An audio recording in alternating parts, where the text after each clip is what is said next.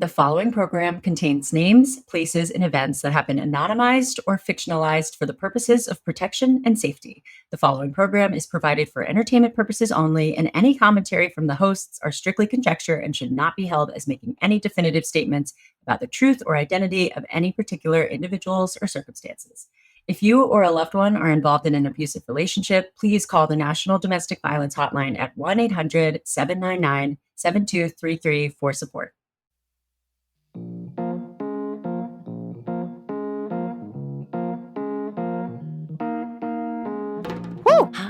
This is a crazy one. Hi, guys. Y'all, if I had not been a private investigator for as long as I have and seen some crazy stories, I probably would not believe this. But we do fact check this stuff, I promise. We're jumping right in. Yeah, Molly was like, guys, just remind everybody that we do extensive fact checking because this is one of those stories that they're going to be like, No way. No way. I'm excited for the debrief because honestly, it's the first time I'm going into a dogfish debrief with like minimal notes, just like gagged, jaw on the floor. Don't even know where to begin. Don't even know what to say. Like usually I'm like, okay, great. We got to talk about this topic. This one I'm like, what? Yeah. I'm sorry. What did you say? I just can't. And it just goes to show you that like, this isn't just boyfriend, girlfriend, husband, wife, like dogfish. This is like, dude, my husband's brother's like wife You'll see. situation. Yeah, it's like a family of fish here. And that is a good reminder. So if you guys have a story, whether it is romantic or otherwise, we want to hear it. If there's a dogfish involved, we want to catch them. I'll tell you up top, investigate at thedatingdetectivespodcast.com. Email address, nailed it. Send us your stories, be in depth, right? Bullet points or just a good, overview of the story so we know what it is. And a good subject line. True. Not just dogfish. We got all of our emails say dogfish. And we're like, I know, but give me more information. Yeah. Molly gets a lot. Shout out to Molly. She's a badass producer. So send us your stories. What else do we need to tell people before we give it to Candace? Trigger warning. If you're triggered by like traumatic birth. Yeah, traumatic birth or anything like that. This kind of makes you sad. It's one of those things where you're like, it's hard to hear some of it. I think stillborn trigger, anything about that comes up. And just so you know, protect your hearts. Should we, I guess, do the whole story thing that we usually do on this podcast? Yeah, let's introduce you to our guest.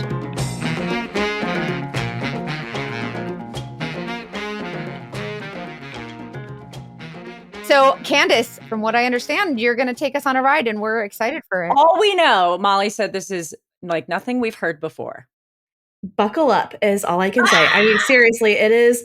You're going to have like freaking whiplash, okay? It's a wild ride. Oh, bless. It's a doozy. Oy. So I'm going to give a little bit of backstory if that's okay. Oh, we love a backstory. Okay, great. So my husband, Dan, and I have been together for about 13-ish years. We met after I moved from Michigan to Ohio. We were working at the same place. We actually hated each other's guts when we first met. That's how all the greatest love stories start. I know, right? It was like, I hate his guts, and now he's the best thing that's ever happened to me, like in real life. So we are together for about a week before I have a lot of family drama with my dad, which is where I'm staying, and I get kicked out. And so I move in with my husband within a week of knowing him and like really kind of dating. So it's like 0 to 100. Not only do I move in with like him, his mom and his brother. Okay. So we're all living in mom's house. How old were y'all? I was 19 and he was, yes, I was a baby. And I want to say he was like 22, 23. Brother-in-law is 8 years younger than my husband. I basically did not see him the whole time I lived there. He was very much in his room. He's a gamer. And so that's what he did. Okay. Went to school, played games, and that was that. And it's fine. My mother-in-law and I we're totally different. And we have a very strained relationship at that point. We're nice enough just because, obviously I live under her roof and I'm very grateful for that. But we just have a strained relationship. Brother-in-law and I, again, we just don't talk. My husband and him don't really talk. It's just, they're 8 years apart. So they don't have a whole lot in common. My husband's just kind of like a blue collar guy. He goes to work. He does what he needs to do, and he could make friends with anybody. And brother-in-law is just totally opposite, which is fine. The brother-in-law sounds like a good roommate. If he's he'd be a great roommate. You'd never see him. Yeah. Perfect. Like, I live alone. Exactly. So it's just not really unusual for us to not hear from brother-in-law then, and even now to this day. Okay.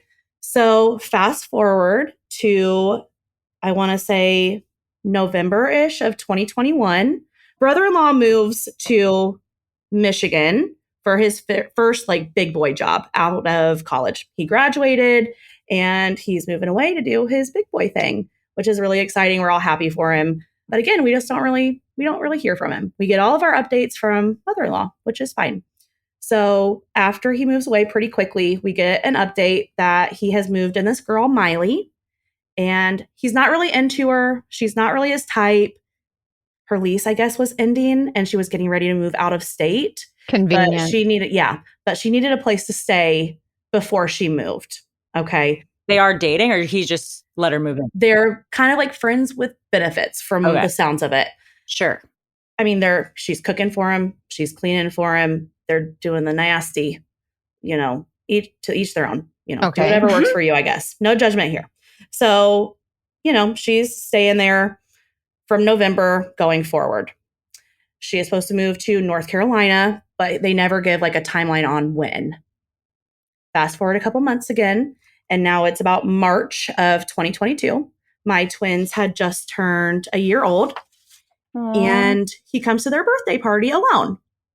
So we all just kind of assumed that she moved where she was supposed to go, North Carolina, and was going to do her thing. And that was that. He didn't mention her and we didn't ask. Fast forward a little bit again to about May of 2022. We get a call from mother-in-law and she's just talking with Dan, my husband, normal stuff. How's it going? What are you doing? And then at the end, she says, oh, by the way, Joe, my brother-in-law, has really big news, but I'm not going to tell you. He is going to have to tell you himself. Oh, boy. I know. And we cannot pry it out of her. She will not tell us anything. And so we are just like racking our brains on what's going on. Soon after, probably maybe 30 minutes to an hour later, Joe texts us and he's like, I have really big news. I want you to meet Miley. Can we come over for Memorial Day? And we're like, yeah, absolutely. Come on over. I didn't think you guys were still a thing, but bring her over. So they come over. We meet her. She's nice enough. It's awkward, but I feel like anytime you meet new family, it's pretty awkward. Yes. Being a new girlfriend. Especially if she's like, they know that I was a friends with benefits. Yes. And I mean, I could see how that would be so awkward. Totally. Yeah. And then on top of it, I'm sure they're nervous to share whatever news they're sharing. So we're hanging out and my husband is grilling. And of course, I'm cooking all the rest of the thing because men. I thought you meant grilling, like asking a ton of questions, because that's what Mackenzie and I would be doing by grilling. I am so nosy. You'll find out that I am like the nosiest of nosy. Okay. If there's one thing about me, it's that I'm going to know everything about everything. I want to know the who, the what, the why, the how, the when, all the things. All the things. That's all the things. Bingo. That's me. I'm such a nosy bitch and it's fine. It's fine. Amen, sister. But, he's like grilling me, So we're just making small talk, just trying to fill the awkward space with some sort of talk. And we all finally sit down for dinner. It's getting pretty tense. About halfway through, we're all finally like, okay, is anybody going to say what's going on? Somebody spill the beans. I'm nosy. I need to know everything. So I finally just asked, what's going on here? And brother-in-law holds up his left hand and he has a wedding band on. So they got married. They got hitched. I know. And we're like, what? I mean, congratulations was not the first word out of our mouths. You're just like, huh? Yeah. We're literally like, oh, you're married. And he's like, no, well, we're not married right now. It's like a Sunday. He's like, we're getting married on Wednesday. Okay. I know. Why are you wearing your wedding band already? I will never understand. But we're like, oh, congratulations? Question mark. Like, I don't know what to say to this. This is so weird. Like last we knew you didn't even like her. And now you guys are like shacking it up and getting married. It's so weird. Also, how old is he? Oh, you said he graduated college. So he was maybe at this point I don't know, 22, 23. So he's still a baby. And we got married really young. So we're not like super shocked at the age. We're just shocked that, oh gosh, last we knew you didn't even like her. And now all of a sudden you're married. He also tells us that he brought her to town when we had our kid's birthday party, but he made her stay at a hotel because he wasn't ready for us to meet her. So it's such a weird conversation that we're having. And it's about to get a whole lot weirder. Oh God. Mackenzie, we're really quick going to talk about ZocDoc. And this ad is very good timing because I've been making a lot of excuses for not going to the doctor. ZocDoc? That sounds like a superhero. I love it. In a way, it is. So, when was the last time you needed to go to the doctor, but you pushed it off? For me, it's now. Okay. Oh. I really need to go see my primary care doctor. I haven't in a while, but I found that doctor on ZocDoc, and ZocDoc is going to get me my next appointment. So, it's an app that makes it so easy to find and make appointments with a doctor. It is free. ZocDoc is a free app and website where you can search and compare high quality in-network doctors and click to instantly book an appointment. Wait, you could just find them on the app and do the appointment? Yeah, and you can check if they're covered in your insurance. What? And you can put in any filters that you want. If you're like, oh, I'm going to an OBGYN and I feel more comfortable with a woman, let me filter by that. I'm so tired of calling offices and be like, do you accept new patients? Wait, literally, no, this is it. And you can say, oh, I'm only available on this day. Let's see what doctors have appointments. I found my dentist. I found my gynecologist. I found my primary care doctor. And I found my dermatologist all through ZocDoc. And then my friends and my mom started going to some of the same ones. And they were like, wow, you're really good at finding doctors. And that is not a lie. Like, people have told me that. And I'm telling you, it was because of ZocDoc. And it's free. It's free. So in-network appointments with more than 100,000 doctors across every specialty, from mental health to dental health, primary care to urgent care, and more. Like I said, you can filter doctors who take your insurance, who are located nearby, who are a good fit for any need you have. It's kind of like a dating app for doctors. And I'm not saying you can date them. I wish you could filter by single. Jeez, that would be. Well, I was going to say, it's like when I shop and it's like, what are you shopping for? And I'm like, shoes, duh. And then it's like, what color, what style? And you can break it down. It's like that. It's exactly like that. It. And then once you find the right doctor, you can see their actual appointment openings right there. You can choose a time slot that works for you, instantly book a visit. And appointments made through ZocDoc also happen super fast, typically within just 24 to 72 hours of booking. A lot of times you can get one same day even. I know. So I've used it, and I've used it long before I heard about it through our podcast. So I was very excited to work with them. And you should check it out because you're right, Mackenzie, it is basically a superhero. ZocDoc to the rescue. So stop putting off those doctor's appointments and go to ZocDoc.com/TDD to find and instantly book a top-rated doctor today. That's ZocDoc.com/TDD, ZocDoc.com/TDD. We can tell that she's holding something back. And so we kind of turn and stare at her and are waiting for her to continue, And so finally she just launches into the story. Okay. So, oh my God. We find out again, they're getting married on Wednesday. The reason they are getting married is because, remember, she was supposed to move away to North Carolina. So she's pregnant. Well, that's what I've been waiting for. No. Nope. She's supposed to move away, but they have actually decided that they are really getting along. They want to continue a relationship. So they are going to try to have an open relationship because obviously they're young. They're not going to be able to see each other a ton, but they are liking each other. So they want to do the long distance thing. Why is this something you need to announce to your brother at family your 8-year-old dinner? You're in front of your 1-year-old niece and nephew. It's we don't judge, but you don't have to tell the family at Thanksgiving. I know. And we're like, oh my God, okay. And so we're just sitting there in stunned silence. And she continues. It's so much more. She says that they decided to do the open relationship thing. So they were going to do a trial run before they made it official, before she moved away. They wanted to see if it was going to work. Yeah. So an engagement where they have an open relationship. But they're going to get married first. I'm so confused. No, at this point, they were not going to get married. Okay. They were not going to get married. They were just going to do long distance relationship. Oh. But they both have quote unquote needs. That's literally what she said. We have needs that we're going to need to be met. And I'm like, we want to be together, but we need to hook up. Okay. Yes. Yeah. So they're going to do a trial run of an open relationship. They decide to go out to a bar. They're buying drinks. They're both getting drunk. He spots a girl from across the bar. He wants to make his move. So he starts buying her drinks. He finds out she's 19 years old. We're going to call her Brenda. So he and Brenda are taking shots. They're doing the things that young people do at a bar. And he knows that she's 19. I have to stress that. He knows that she is 19. Okay. They are super wasty pants at this point. They are practically doing it on the bar from what they are telling us. So they obviously make the decision to leave, which is for the best because nobody wants to watch that. They go out to the parking lot in his car and they do the nasty. Obviously, he's not wearing a condom because he gets her pregnant. No, Brenda. So Brenda and Joe. I bet they didn't talk about this before they decided. I'm sure as hell bet they didn't. So he got 19-year-old little baby Brenda pregnant.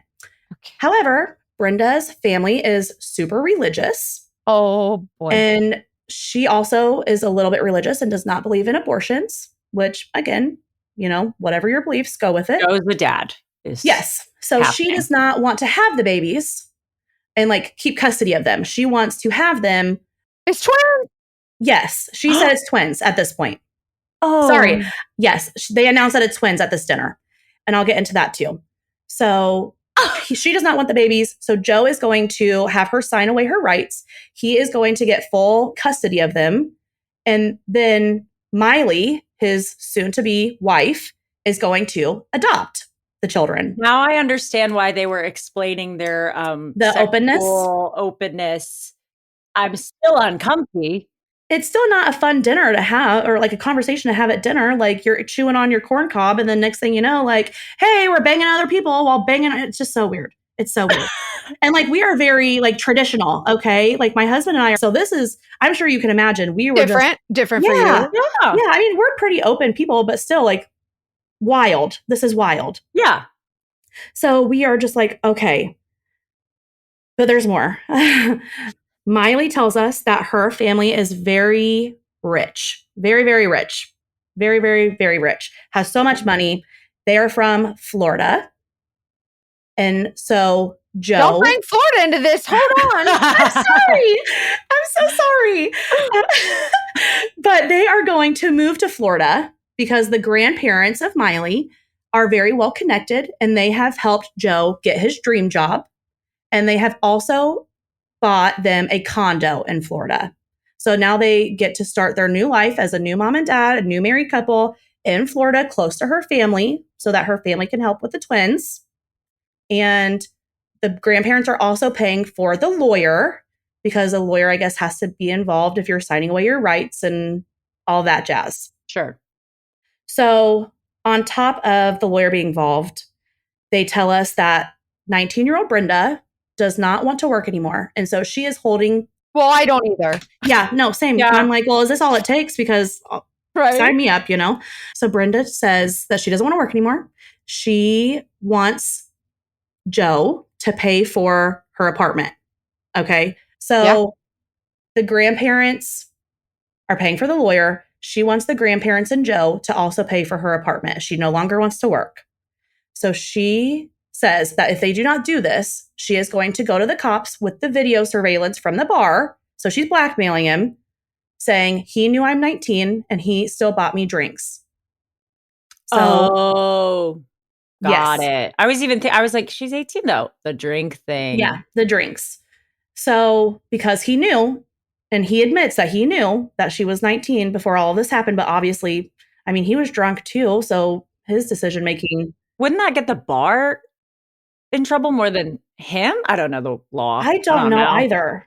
And so at this point, we're just going with it. That's a bar thing. I don't know. It's so confusing. And there's just so much going on. It's just so strange. So Joe will have a job in Florida. They will have a condo. The lawyer is helping facilitate everything. The grandparents are paying for Brenda's apartment and paying for all the things because obviously nobody is working at this point. Joe gives his 30-day notice to his job and to his apartment, and they are just going to start their little life down in Florida. I do ask Miley at the point, like, how far along is she? Like, are you sure it's twins? Because obviously I just went through this like a year and a half ago, right?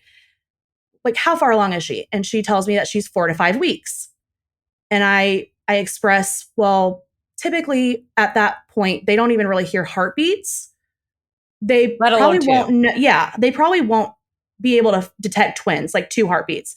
And she said, well, her mom, the religious one, works at a really prestigious fertility clinic in Florida, and that they brought her in and they use like top of the line equipment and have said that it's twins.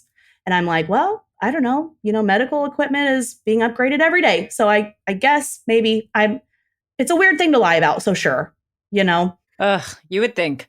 Yeah. After that revelation, we're all just kind of shocked. We haven't picked our jaw up off the floor yet. It's just so crazy. So we decide that we are going to call it a night. They are going to go back to their place. We are going to process separately, and they will come back the following weekend to like celebrate the wedding and all the things. We'll take it out. Oh yeah, I forgot they're getting married on Wednesday. I know. Oh my gosh. So they leave, and we just really don't even talk about it that night, my husband and I, because it's just, where do you go from there? It's bonkers. It's so bizarre. So they leave. We do our separate thing. The next day, Miley and I start texting back and forth. I really did like her when she came over. So her and I are texting all day. We text throughout the week. We've found out that we have a lot of stuff in common. And so we're really getting along. And I'm excited to have a new sister-in-law. And I have a really small family. So anybody that wants to be added to it, it's a great thing. So we're really excited. And, he's not really had girlfriends up to this point. So we're happy for him too. It's a really exciting thing. And now we're adding kids to the family, and we have young kids. And so they'll all grow up around the same age. And it's just really exciting. On Wednesday, they say they get married. They do it at their apartment. Apparently it was not like a big fanfare. They just had one of her friends that's an officiant come over and do it for them. There's no ceremony. There's no witnesses. They said in Michigan, you don't really need witnesses to sign the marriage certificate. Oh. I don't know the laws for marriage in Michigan. So we're just like, okay. Fast forward to the weekend, we hang out, we go grab lunch, we go to Topgolf, we're drinking and hanging out with the kids. And she's kind of stepped into like that auntie role with the kids, which was really exciting to see. And they really do seem in love. And so she just kind of meshed well with our family at that point. So it was just really great. We were supposed to, after Topgolf, meet her grandparents because they had flown from Florida to Michigan. So we were supposed to meet them because they are such a big part of their story. And we were really excited to get to know them too. And they ended up having to cancel. I don't know if she ever really gave a reason for why, but they canceled. So that's fine. It's getting late anyways. We're going to go home. We're going to put the kids down, and they're going to go out to a bar. So he doesn't have a good track record with bars, So they go out to a bar, and I get a text around 3-ish in the morning, and it wakes me up. And I get a text from Miley stating that Joe had cheated on her with another girl at a bar in his car again. Wait, again. Well, I can't say again because I guess the first time wasn't really cheating if they agreed to it. But that's okay. But now it's cheating because they're married. And they're no longer open. And they are no longer open. Once they got married, they closed that. After he got Brenda pregnant, they closed that down. They were like, maybe we need to rethink reassess here. Open. Yeah. Oh my gosh. Oh my God. Yeah. So I'm like, girlfriend, annul that shit. Get out of this while you still can. You don't have to stay with him. Like, you guys have been married for less than a week at this point. Move on. You don't deserve this. Like, nobody deserves this, and I'm like team girl all the way. You deserve better. I know he's my brother-in-law, but screw that guy. That's gross. And she's like, yeah. And she's like, well, I just feel bad because of the twins. I'm like, no, that's his problem. You let him deal with that. You don't need to stick around. She tells me that she's going to sleep on it. They're going to talk in the morning and that she'll get back with me at that point. So I'm like, well, all right, I've said my piece, and at this point it's on her. She texts me in the morning that they are talking, and she's just kind of keeping me updated on the things that Joe is saying to her. And he's apologetic and they've reconciled. Okay. I still think it's gross and it's kind of icky, but I'm like, well, I guess everybody makes mistakes and who knows the circumstances of what was happening. I don't love it, but it's not my marriage, So I'm like, okay, well, that's great. I'm glad if you're glad. A couple hours later, she sends me a text with a picture of her and a puppy. And she says that he bought her a puppy as an I'm sorry gift. What? No. I'm like, what the hell are you thinking? You are about to be raising newborn twins in a state. I mean, granted, her family would be there, but like, that's a lot. A puppy. But she's also about to move. You're about to move now. And I said, you are going to move across the country from Michigan to Florida with a puppy, his cat, because he already had a cat. And then you're going to be bringing twins into this. It's just a lot. Like, are you sure that this is a good idea? And now who knows who else, given last night's antics. Well, hell, who knows? And I'm like, this is crazy. You are going to be so stressed out. Speaking from experience, I have 2 dogs and 2 kids, and it's a lot, it's so much. Maybe you want to reconsider the whole puppy situation. She's like, nope, he's mine now. And I'm like, well, okay, I've warned you, sister. Like, don't come crying to me in 9 months when you're realizing how hard this is. Yeah. So they've reconciled. He's got the dog. They're all excited and things are great. And now her grandparents are in Michigan helping take care of everything. So again, he put in his lease at his apartment, put in his 30-day notice. The grandparents pay off his lease, which I guess was really expensive. He wasn't super far into his lease, so it was a couple grand. And they pay for it. They just write a check and take care of it. What was your relationship with the sister-in-law at this point? Like, are you guys are friends, and why are you texting so much? Well, just because I knew that we weren't really going to have a chance to get to know each other in person with them moving so far away. It was really just going to have to be kind of virtual, except for holidays, basically, is when I knew we would see them. So, I was really excited to have a new sister, and I wanted to talk to her and get to know her and welcome her into the family. And she's asking advice like, I'm a first-time mom. What should I get? And stuff like that. I'm like, oh, well, I just went through this. Let me tell you all the things. I'm so excited to talk about being a mom. So I'm like, buy this and get this and put this on your registry. And, have you heard any updates about the babies and blah, blah, blah. So you kind of had that in common. You sound like you were so sweet and welcoming, despite all. You're very much like, listen and don't judge, which is admirable. And like, even though my husband is like, what the frick is happening? I'm just like, it's all rainbows and butterflies. It's fine. Hey, sometimes that's the perfect balance. You need a little bit and of it really works well. He's very analytical, and I am just like, I just love everyone and it's fine. So was he doubtful of this? Like, what was his feelings about everything? He just thought it was so weird. He felt like something was off, but he couldn't put his finger on it. And so, I mean, he was like nice to her, obviously, and he was supportive, but he was just kind of at an arm's length, didn't really know what was going on, but he felt weird, Mentuition. Yeah. Yeah. And his was really strong. I was really proud of him. Sometimes you walk away from listening to our podcast probably stressed about your relationship or finding a relationship. I think connecting with a partner matters more than ever. And whether that's at the beginning of meeting someone new or in a long-term relationship where you feel like you know them better than you know yourself and you trust them and you don't even think about it, there's this app called Paired that I find is very, very helpful with either creating new opportunities to learn about each other and connect with each other, or I don't know, maybe to see how someone reacts to certain questions in the early stages. So you see if you're compatible or if they're a dogfish. I don't know. Who knows? Sometimes it happens. Okay. So Paired is awesome. And I use it with John, my boyfriend, and it's kind of corny and we love it. And we get to answer the questions. Basically, okay, let me explain how it works. So Paired is an app that you both have, and it gives you personalized questions and quizzes and games to help you deepen your conversations. And it's also just fun. So like the one we got today, it literally said, upload a picture of something or a time that you were proud of your partner. So I posted a picture of a show that my boyfriend had done, and he posted a picture of a show that I had done because we are both entertainment nerds and we need attention. But it was cute. And that was just like a nice thing to get to remember a good memory and feel proud of each other. And then other times it's a series of questions about intimacy, maybe. It was like, out of these three things, which would turn on your partner the most? And we both got it wrong.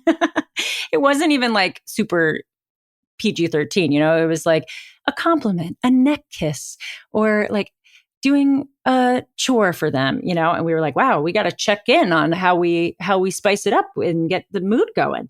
But it was a great conversation that we both kind of laughed at, where we were like, oh, well, obviously we would like all of these things, but why did you pick that one when I thought you would have picked that one? It's a safe space to have an open and honest discussion about your relationship. No faking it, no pretending, just genuine connection. And it's like a little time daily to connect with them. It's super quick. You can just do one thing a day. You can do more than one a day if you want. Just helps you communicate, discuss difficult topics. Maybe there's a topic you don't want to bring up on your own, but it comes up in paired. So it's kind of like oh, well, now that we're thinking about finances, let me tell you this thing that made me uncomfortable that I didn't want to say. We learn new things about each other, find new ways to spice up routine, and overall just get to know each other. Whether you're just a few dates in or have been together a long time, find the time to connect with your partner and nourish your relationship. Start your year off right with the Paired app. It's easy and fun, and it only takes 5 minutes a day. Head to paired.com/dating detectives to get a 7-day free trial and 25% off if you sign up for a subscription. Just head to paired.com/dating detectives to sign up today. It's so fun. Practice love every day with Paired, the #1 app for couples. So the grandparents are helping with all the things. She decides that she is going to go out to Florida early while he is finishing out his 30 days at his job. Miley is going to go out with her grandparents. They're going to set the condo up. They are going to get stuff for the babies and start like getting their room ready and all the things. And he will come out after he finishes his job because now he is getting his dream job in Florida and he'll start that. But everybody's on board right now. Like as of right now, we know that like we are under the impression that everybody's on board. Brenda is saying, yes, I'm going to give up the rights to the twins. Yes. As long as you pay for my apartment and you take these twins, I don't give a crap what you do, Hey, Brenda, get your bag, I guess. Yeah. So, I mean, she's got to benefit from this too. And I'm sure it's traumatic for her too, being 19 and, your baby daddy's married to someone else. And it's just so like, I feel for her too. Being 19 is a really scary time on its own. And then now you're pregnant with twins and and her family was probably really upset with her. So like, I sympathized with her as well. Totally. She is also like, essentially they got like a surrogate situation almost. Yes, essentially. Except for the hanky-panky part. Exactly. Because of the whole cheating situation, even though her initial plan was to go to Florida with the grandparents early, she has backtracked and stated like, I don't know if I trust you. I think you and I should go out to Florida together at the end of your 30 days. So now she has decided that she is going to stay. Grandparents are apparently going to stay as well, which I just think is weird. But yeah, like whatever. They're rich. I guess they can do whatever the heck they want. Right. So they've decided that they're going to stay until the end of the 30 days. So they are packing up the apartment. They're getting everything ready. Apparently, the apartment complex manager reached out to them and said, hey, we want you out by the 1st because we have to get the apartment ready for the next tenants. We have to like repaint and put down new carpet and all the things that they do. So she reached out to me and asked if she could stay with us from the 1st of July to like the 5th or 6th or something of that nature. And so we were thrilled because, you're getting ready to move away. We don't know when we're going to see you again. So yeah, of course, come stay with us. That's what family does. We help people out. So they come and stay. They stated that they got a moving company, that grandparents were paying for it. They were going to fill up this pod. And apparently this pod was going to be shipped from Michigan to Florida. And so, okay, they didn't do any of the packing themselves, apparently. They come and stay with us for the whole week. And again, it's great. We are doing the whole 4th of July thing, watching the fireworks and hanging out with the kids. She's helping me cook dinner. And my husband, Dan, and his brother, Joe, are reconnecting again. And so it's just kind of great. Again, we don't know when we're going to see them. So it's nice that we're all getting this time together before they leave for good. By the end of the week, when they are getting ready to leave, we're all kind of emotional because it's really sad. My husband and his brother just reconnected, and we're all pretty bummed out near the end of it. They're bummed out. We're bummed out. The kids, you could tell that they were like confused after they left, but they leave. Aww. They are driving from Michigan to Florida, and they were supposed to go down and apparently stay with one of her friends for a couple of days just to like introduce the two of them, the friend and now her new husband. But the friend said, well, you have this new dog and my kids, I don't want the dog around my kids. And oh no. So you can't stay with us. Sorry. So they have to get a hotel. And I'm like, well, why are you getting a hotel when you're supposed to have this condo in Florida? Yeah. And she's like, well, my grandparents, they actually have the key to the condo and I forgot to get it from them before we left. And I'm like, I feel like that's a big thing to forget getting. But I mean, I guess in the midst of everything you're going through, like, I guess it kind of makes sense. I don't understand it, but I'm forgetful. So things happen. And the grandparents are back home, but it's not the same places where the condo No, they are still in Michigan. Oh, they're still in Michigan. Okay. They're still in Michigan. I guess she doesn't really give a great explanation as to why they're staying in Michigan when their home is in Florida. Weird. So I thought it was odd, but again, whatever. Yeah. So they are driving down. They're doing all the things. They're going to Disney World. They're going to like concerts. They're going and doing all of this extravagant stuff. They are hanging out with her sister, who apparently is married to a rich, like 80-year-old man. What? I know. Whose kids are like way older than his new wife. And like, I am eating this up. This is like a soap opera and I am living for it. Okay. I am taking every bit of this and just like, this is so crazy compared to my life, which is just so like, normal. And so I'm just like living for it. And every day is something new with them. So they are, again, they're at the beach, they're shopping, they're going to fancy lunches and dinners. And, I'm like, oh, well, good for them. They're getting all this out of the way before the kids come. And I'm thrilled. I'm happy for them. And while they are down there, they let me know that the grandparents were supposed to send the keys, right? They're going to overnight it to them. Well, just kidding. Grandpa went into the hospital. He had a stroke in Michigan, where they are still at. And I'm like, oh my God. Mackenzie's face, she's skeptical. Yeah, well, I'm like, well, oh my God, that's so horrible. You guys just left and now your grandpa's in the hospital. Like, this is horrible. And she knows that my grandpa had passed away the day that my twins were born. So again, I'm sympathizing with her because I know how it feels to have one of the most important people in your life sick and not possibly be able to be there for the birth of your twins. Yeah. She does say that they are going to release him after a couple of days, that he's been moved out of the ICU. And so he seems like he's doing okay. So they will be able to send the keys. It's just not going to be when they want it. So they're staying in a hotel. Again, because they can't stay with a friend. And I'm like, well, like, why don't you guys like go to the realtor, see if like maybe the realtor has like a master key that they bought it from, get like an air mattress. Like, why are you not trying to get into that house? If it were me, I would be tired of paying for a hotel and I'd be doing everything I can to get into my new condo and get it set up. And the pod should be arriving soon. So like, why are you not trying harder? That was really weird to me, but she explained it away every time. And I just went with it. Cause again, it's weird things to lie about. So sure, Right. She did say that her and Joe were so close because in the beginning of her relationship, her dad passed away. I feel like that's important to throw in there for later. So hold on to that. Writing it down. Now, grandpa is sick in the hospital. Dad has passed away. Grandma cannot send the keys because she is in the hospital with grandpa, making sure he's okay and all the things. He gets released. She says that he's going to be fine. But we'll come back to that in a couple minutes as well. After about a week and a half-ish of them being in Florida, my husband gets a call from the apartment complex in Michigan that they were supposed to be out of. And the apartment manager asks, is Joe okay? And my husband is like, yeah, I think so. Why? And the manager had explained that we have been calling, we have been emailing, we have been texting, and Joe is just not responding to us. We went into his apartment to do the final inspection, and it looked like they were in the middle of packing and something happened. All of his stuff is still there. What? Everything. Yes. And Dan is just kind of like, well, that doesn't make any sense because they hired movers. Yeah. All of their stuff was supposed to be in a pod being shipped to Florida currently. And so he calls me first. And I'm like, well, you need to call Joe. You need to call him because I don't know what to tell you. I don't know what to do with this. So he calls Joe. And then while he is on the phone with him, Miley is texting me. Oh my God, I cannot believe this.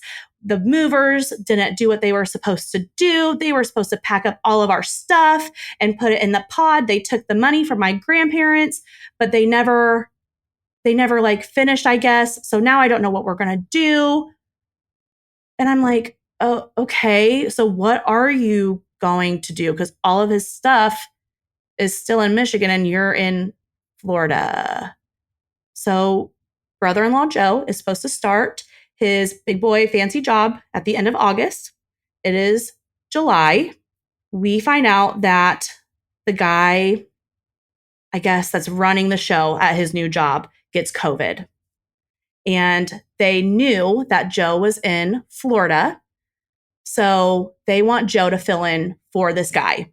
And because Joe has experience doing the job that he was supposed to be doing, that it would be an easy, like you fill in for a week or two, and then you come back and you start at the beginning of your contracted date in August. Huh. And I'm like, this is so messy. But again, every day is something new, and I am living for it, and I want to know everything. So I'm like, keep feeding me the information. So he is supposed to start at the end of the week. And she is pissed because now that he is starting, she has to come all the way back to Michigan to pack all of his crap up all by herself. And she does not drive. What? Okay. She does not drive. So she is going to fly from Florida back to Michigan. She can't drive? Like she doesn't drive ever? I don't know if she doesn't have her license or if she just doesn't have a car, but she does not drive. I have never seen her drive. Okay. So she is going to have to fly. And I'm like, oh my God, this is wild. I am so sorry that you have to go through all this. This is such a chaotic way to start a marriage. And like, I could not imagine. It doesn't sound real, honestly. It doesn't feel real. It's like a Lifetime movie almost, you know? Yeah. So she's pissed because now she's going to have to come out and do it all by herself. A couple days go by and we find out that, just kidding, Joe can't start at the end of the week because now not only does his boss have COVID, the person he was supposed to fill in for, the whole team has COVID. Oh, bless. Yes. So now he does not start at the end of the week like they wanted him to. They actually want him to start at his actual contracted date, end of August, like originally planned. So now he can come back with her to Michigan to pack everything up. Okay. And at this point, my husband is like, no, something is off. This is not right. I don't know what's happening, but something is fake. There is something fake happening. And I'm like, no, it's all fine. They're just having a rough start to their marriage. I'm so oblivious. And I'm my God, I need to screenshot Mackenzie. She's like sipping on her drink with the straw. Like, I know. So they decide they are going to pack up and come back. And they are going to do the packing the right way. Okay. They are doing it the right way. So they come all the way back. They drive all the way back. It's a 2-day thing. On the way back, she finds out that her grandpa is back in the hospital, but now he's dead. What? Oh, yeah. God. Ooh, you did not sugarcoat that. Surprise. All right. He is dead. Okay. He is deceased. And again, I am very sad because, like I just said, my grandpa passed away too. And apparently he helped raise her. And, you know, it's heartbreaking. He was obviously very involved. Yeah. He was kind of bailing them out completely. But that's literally how she tells me. She calls me, okay? And she never calls me. We text, and that's basically it. So she calls me. I'm on my way to pick up my kids from daycare. And she's like, my grandpa's dead. And I'm like, what? Like, what do you mean he's dead? Like, what is happening? So you got it the way I got it. Grandma's dead. Yeah. Yeah. And my heart is just so broken for her. Like, it really is. Because at this point, again, I don't feel like anything is weird. I mean, things are kind of weird, but not in a way that I feel like there's red flags happening. It's just a bunch of weird crap that's just unfortunate. They're just drama. Some people, you just are like, oh, they have stuff that follows them. Yes. And there's always something. And that's really what I thought it was. Yeah. I just thought like, damn, you guys are just a mess, but it's so much more. So they're driving back. They want to stay with us while they are packing up their apartment. And I'm like, well, you can, but it really doesn't make sense. Like, you guys were already staying in a hotel down in Florida. Like, why don't you just stay in a hotel closer? Because it's a 3-hour drive from Michigan to Ohio where we're living. Yeah, I was going to say, if you were that close, then I guess they could have asked you to get the key or something, but you're not. You're like, at one point, when she thought she was coming back by herself, she was like, well, I'll just Uber back and forth from your place to his old apartment complex. And I was like, girl, that makes no sense. That is a lot in Uber fees. Yeah. Like, if you're going to be paying that much, you might as well just get a hotel. But she's telling me on the way back that now her grandma wants to cut her off because she's so stressed out with her husband passing away that she can't deal with the stress of everything that's going on in Miley's life. And I can't say I would blame her, She's just tired of paying for everything. So she doesn't know if grandma is going to pay for a hotel while they get everything out of his apartment. And I'm like, well, yeah, I mean, of course you can stay. It's going to be a lot of driving for you guys. But now that Joe is coming back and he drives, I mean, you guys are just going to be driving 6 hours a day. It's a lot, but it's manageable, I guess. So they decide that they are going to stay with us. I am going to take a little side tangent from here now. Okay. That ties in. Okay. So in the beginning, I told you that mother-in-law and I have a very strained relationship. Yeah. She is not super close with my children because they were in the NICU for so long. They just didn't really get off on a great foot. She didn't come around us a ton. It was unfortunate, but it was just our normal. So it wasn't a huge deal. So when she found out that Joe and Miley were pregnant, she decided that she wanted to move down closer to Florida so that she could help them. And they were adamant that they did not want that. Oh, but she was adamant that she wanted to live in Alabama. I'm going to live in Alabama. You guys will still have your space, but I want to be closer to you guys so I can have an actual relationship with some of my grandchildren. And I was very hurt by this because you have not made this effort and you live 20 minutes down the road. Right. I would for your children. For sure. Yes. So but it sounds like nobody wants her around. I know. No, they didn't. And it's just everybody was strained with her. And she just kind of like beats she just does her own thing. And it is what it is. But her and I are very strange. We get into this huge argument because while they are staying with us in the beginning of July, we find out that mother-in-law had opened credit cards in Joe's name and that Joe did not know about them until he opened Credit Karma and found out. And he was pissed. And I am a mama bear. One thing about me is I'm nosy. The other thing is that I am going to stand up for my people. And I was having none of it. I was so mad. So I confront her about it because not only did she apparently open credit cards in his name, she also told him, I am paying for your college. And then he graduates college and then he gets a big fat loan statement for $80,000. No. Yeah. Yeah. And she says, no, I wasn't paying for your college. I took out loans for you. And so now you have to pay those loans back. That's not paying for the college, honey. No. No. That's not what that is. Yes. Oh. And then also he tries to tell me, and this part I kind of was like, he tries to tell us that she put him as a co-signer on her mortgage and that he did not know about it. And I was like, that's not real because you have to be in person to sign for homes. Like, she can't forge your signature with like the realtor and the notary and all the things. Yeah. Like, she can't. And I was like, that doesn't make sense. And he was like, well, maybe I did sign stuff with her. I just don't remember. Or she told him it was something else. Yes. And I was like, you would know if you were signing for a mortgage. It is the most boring situation you will ever go through. You would know if you were signing for a house. So that part, I was like, absolutely not. I do not believe that. So her and I got in a big blow up fight about this because I was like, you have kind of screwed these brand new people, like these brand new little babies out of a lot of things. Their credit is shot, or his is anyways. His credit's shot. He can't get a lot of like loans and all the things that he might need in the future. He might not be able to buy a new car, like all the things. And so her and I, huge fight over it. And I kick her out. And so that further solidifies to her, I am no longer wanted in Ohio. I am moving to Alabama. So within about a week period, she also packs up her dogs She packs up some clothes and she takes her TV and all the essentials and she moves to Alabama. She books it out of there. And she is now looking for a realtor to list her home in Ohio, 20 minutes down the road from us. Okay. So sliding back into the story now.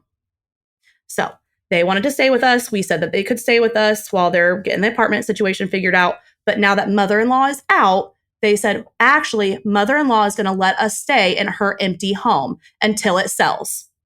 And I'm like, yeah, that makes a lot more sense. Yeah. Mother-in-law asks if they can also pack up her home so that they're already packing his apartment. So you might as well just add a whole house onto it as well. They agreed to it. You know, you're letting us stay here for free. The least we can do is pack up your home. I don't know. She kind of put a bunch of loans in his name and credit cards in his name. It feels like she could let them stay in the apartment without any exchanges. It's the least you could do. Yeah. And I'm like, well, why would you leave all of your crap in your home and go to a studio apartment? I still don't understand that. But, you know, I don't think it's the least that they could do, but whatever. So they're staying there for free and they are packing up the apartment. They are supposed to get a U-Haul. They are going to pack all of Joe's stuff into the back of the U-Haul. And then they are going to come to mother-in-law's house with the same U-Haul, pack up all of the stuff that she wants, drive it back down to Alabama, drop her stuff off, and then go to Florida with the rest of all of his stuff and put that in the condo. Okay. And everything that doesn't fit, they are going to put it in a storage unit here in Ohio. It's just a lot. Okay. I'm taking notes. I feel like you need a whole notebook at this point to keep track of everything that's going on. We did see them a couple times when they were 20 minutes down the road at mother-in-law's house throughout the time that they were staying there. We did see them off and on.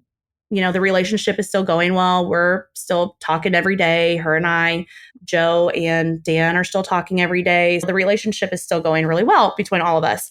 I did have some issues with daycare.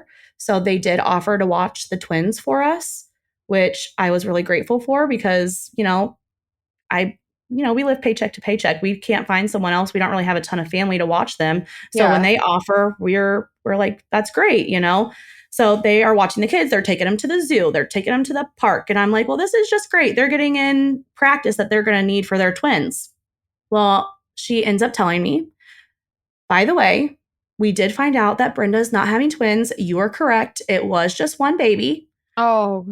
Yes. So they are just now having one baby. It's so much. Yeah. It's one baby and it's a boy. And we're like, oh, okay. We're getting a nephew. How exciting. Woohoo. Great. Taken off guard, but we're very excited. They also decide that they do not want to move to Florida anymore. They've decided that they want to stay in Ohio. When Grandpa passed away, Grandma advised them that he had updated his will to add Joe to it. Oh. And he had left Joe a very big apartment complex. In Florida? In Florida. He gonna send him the keys to that? Well, he forgot it. Well, he's dead now. So, I mean, who knows? And so Joe says, I don't really want to manage an apartment complex. Like, that's not my dream. And I don't know if I can handle that. And so he tells Grandma, like, maybe you should tell the lawyer to start looking for people to buy the apartment complex. They did find someone and they were going to get it for like $7 million. So they were supposed to have $7 million coming to their account. That would help. That would be good. That would help. So he no longer wants to go to Florida now because he's getting $7 million into his account.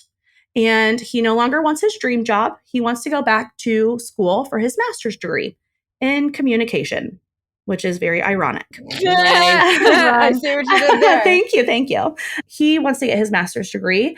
And now whatever he can do is limitless. He does not have to make a choice because they are just going to have this $7 million and they can do whatever they want. They do decide, like I said, that they want to move here. And so I'm like, well, at least you'll have family around. I will help you. Dan will help you. Like, we will do whatever we can. Had you guys met Brenda or had anybody other than the couple? I have seen no pictures of her. Interesting. I have seen no ultrasounds. And I cannot find Brenda on social media anywhere. Interesting. Also, Miley, the only social media she has is Instagram.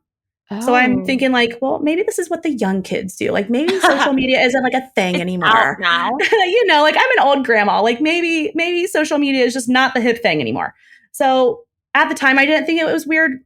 Looking back, I think it's weird, obviously, and huge red flag. But at the time I was like, well, maybe this is just what the kids do. So I had never met her. Mother-in-law had never met her. We have still not met the grandparents. Well, now grandma. They found ways to keep canceling on us. And then after he passed away, she went back to Florida. Grandma went back to Florida. So they now decide that they want to stay. They are getting the $7 million soon. They start looking at multi-million-dollar homes in our area. And they are wanting us to go with them to look at these homes because we have twins and we will know what like a good layout is. And we can give insight. And I'm like, I think, okay, sure, whatever. Like, I think that's what your realtor probably could do. But, we want to support you. So sure, we start looking at these houses.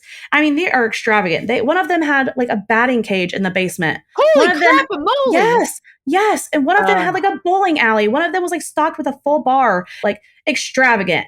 I have never seen anything like it. I don't like the decision-making processes on Joe there. And so I'm trying to reason with her because neither do I. I'm like, okay, you guys are, I don't want to say only 7 mil, but you're only getting $7 million. And then you're looking at like a $4 million home. Yeah. That's crazy. Nobody's working. Like what you should do is get like a cheaper home that's still, you can still get a nice home. Nice house. Yes. Yeah. I'm like, you can still get a really nice house and like invest the hell out of that money. So like you guys don't have to work if you don't want to, Oh, and so they needed you. I'm so glad you were there, but I hope they listened. But they didn't listen. Of course. They start dragging us to all of these houses. And I'm like, I just think you should scale it back. But nobody wants to listen to Mamaw over here. You know what I mean? I'm just old and with kids and nobody gives a crap what I say. You don't know anything. There's an old married woman with kids and I don't know jack squat about anything. Mother-in-law finds out about this, that they are looking at homes, and she is pissed. She is so mad. She just sold her home.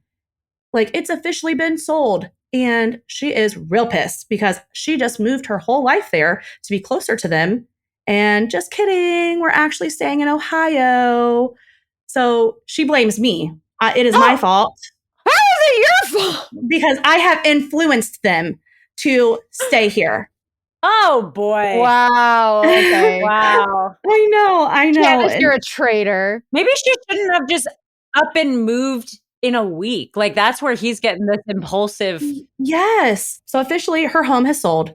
They obviously can no longer stay there. They want to know if they can come back and stay with us. Of course, just like I told you the last time, you're welcome. You have nowhere to go. The money hasn't hit your bank account yet. Absolutely come stay with us. Now, let me say, I live in a very small home. It is like maybe 1,000 square feet. And it's a 3-bedroom, 1 bath. So I'm cramming my kids in 1 bedroom. They're cramming themselves in the other bedroom. And it's just chaos. But again, we're happy that they're there. We want this relationship. We're, thrilled that they have asked us and are going to continue to get closer. And it's just, rainbows and butterflies and sunshine and all the things. We're supposed to have a baby shower. And so her and I are like helping plan this baby shower. It's supposed to be at this really fancy hotel in Ohio. And all of his friends are supposed to come. And her family is supposed to fly out. And this was supposed to be a really bright spot for them after Grandpa passed away.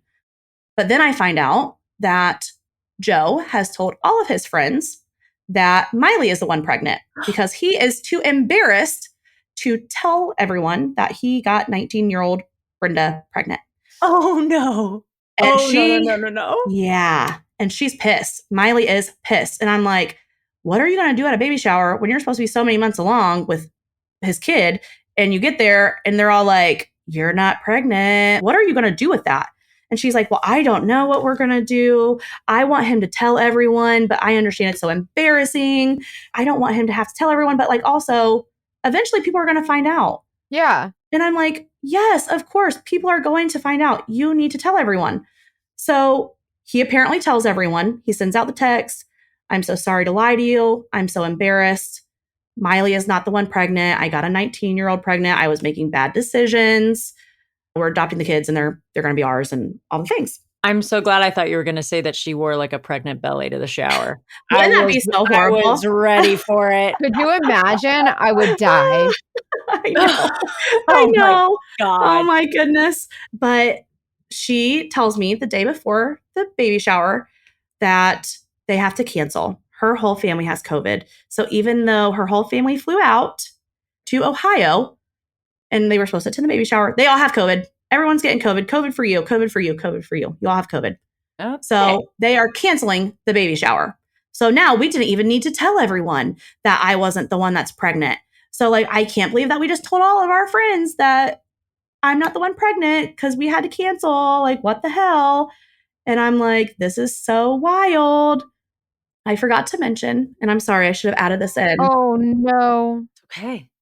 We did, because we lived in such a small space, we all were getting so sick of each other because, like, you could tell, like, we want our space back. They want their own space. They're just married. Of course, they want their hard living in a small area. Yes. And, you know, even though you have your own little space, it's like it can be really tight and just feel chaotic. So they did end up moving out and getting an Airbnb. Apparently, their money did hit their $7 million. So they're renting a fancy ass Airbnb, and we're like, okay.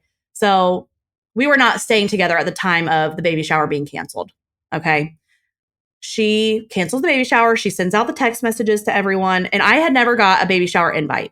She just said, well, we only send it to the people that like we don't talk to every day.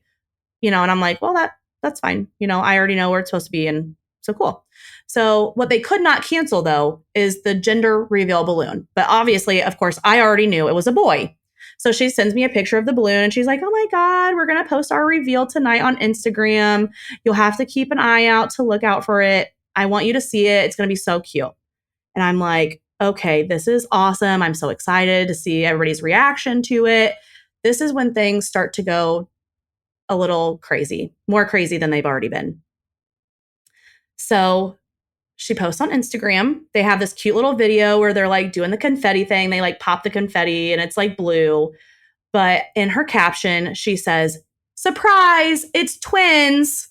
Oh. And this is where I am like, bullshit.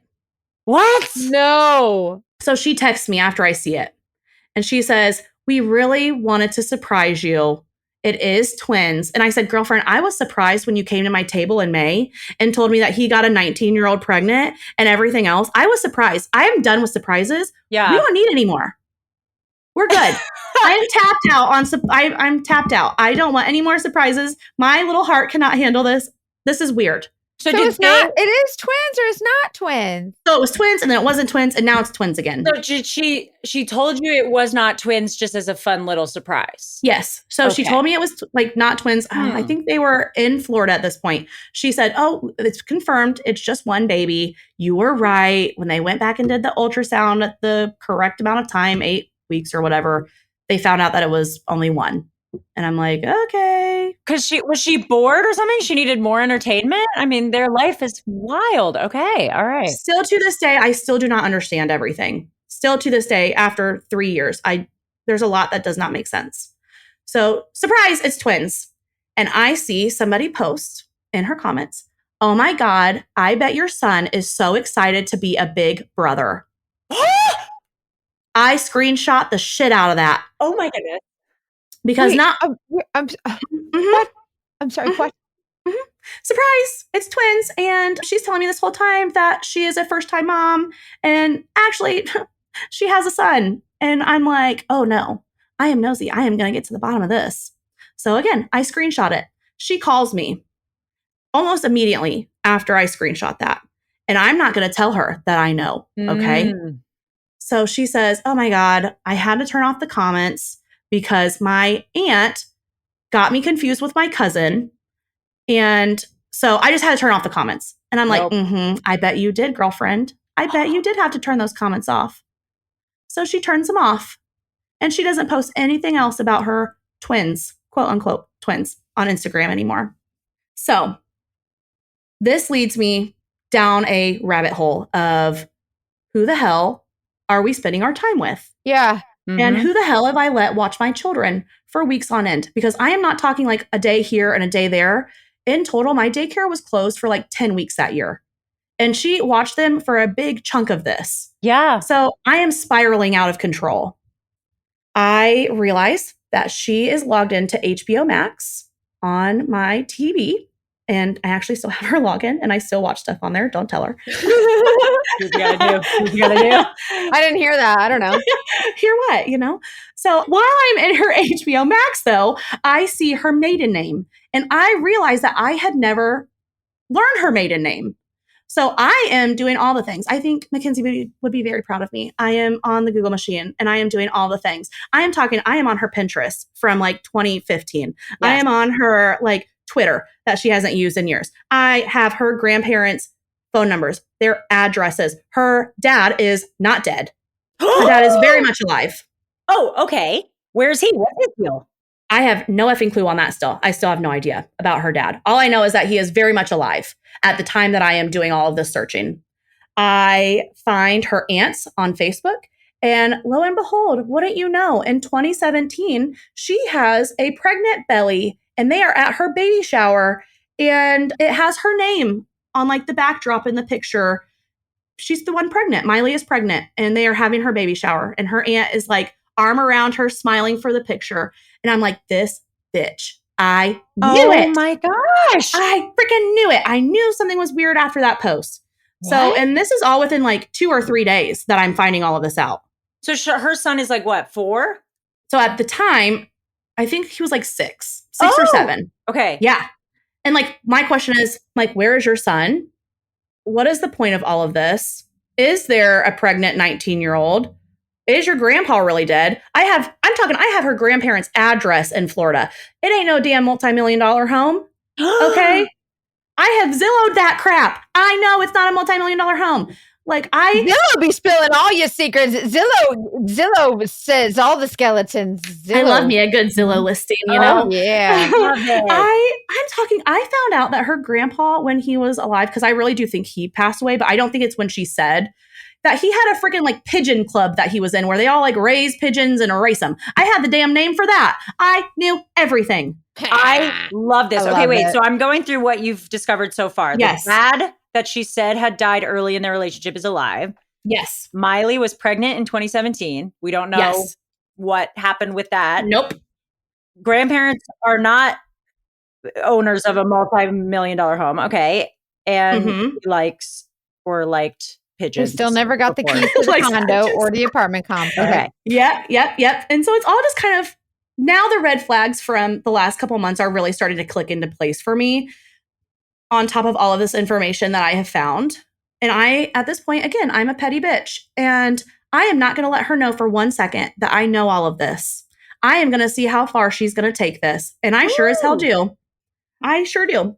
I am pissed. So I find all of this out in August. Okay. Now, with twins, apparently the 19-year-old Brenda is due in December. That is her due date. But with twins, they don't let you go your full term. They deliver you early. So she is supposed to be having those babies in November. So I am going to see how far she takes it and how long it takes for her to tell me the truth. And if they do tell me the truth, then I want to know all the things. So I'm starting to talk to my boss at work about this, who is kind of like a second mother to me. And I'm like, I think she is going to kill these babies off. Because, like, you know, you've watched Catfish on MTV. Like, when something crazy happens, they kill somebody off. Yeah. Or somebody gets in a car accident or something crazy happens. Yep. And, like, her dad's already died. Her grandpa's already died. She's going to kill these babies off. Yeah. Okay. Now, I want to remind you, I am mainly getting all of my information from Miley. However, Joe is giving a lot of the same information to Dan, just not as in much detail. I was about to ask what Joe is contributing to the story. Yes. So he is still giving details, but not nearly as much details. And again, they are not, my brother-in-law and husband are not super close. So they're not talking every day like Miley and I are. Yeah. So he's just getting snippets. Did you think that Joe was being scammed or that Joe was involved? I was really unsure. My husband was on the side of, I don't think that he would lie to me like this. So I think maybe he is getting scammed as well. Okay. That's what it seems like, because he seems like an innocent guy that just came out of his Fortnite cave and got preyed on. Big old dumb dog, you know? A big old dumb dog. So I don't know. I'm really unsure at that point of what's happening. I just have no idea. I don't want to think the worst and that he is lying to us too, but I just don't know what extent to us he's lying about it. You know what I mean? Mm-hmm. So we find all of this out. In September-ish, we start to distance ourselves a little bit. Husband and I have discussed everything that I found. And he's also like, I knew that all of this was a lie. I just didn't know what was a lie.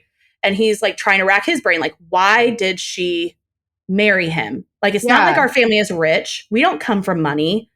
We live paycheck to paycheck. It's not like Joe is rich. He just graduated college. He's just starting out. Like, so my thought was, she had a lot of dental issues. So like maybe she married Joe for like the health and dental insurance. But then to take on adopting the kid you had with someone else, like that's a lot. I know. And so I'm like, well, I just don't, I don't know. And so things are as normal because I'm not telling them anything. They are looking at Teslas. They are still looking at multi-million-dollar homes. They're staying in this super fancy Airbnb. They're still living. Life is normal. And so are we. This is insane. Yes, it really is. I have so many questions, but I'm going to wait till the end of class. So like I said, in September, I'm starting to distance myself. I know that this is all going to come to an end soon. I tell my boss. Well, it has to. Yes, because you can't just pull twins out of thin air. Or not twins. Obviously, something's going to happen with them. It's going to be traumatic. I do want to know that my brother-in-law knew that we had a stillbirth. My first baby, we lost. It was very traumatic. It was very sad. I'm so sorry. Oh, thank you very much.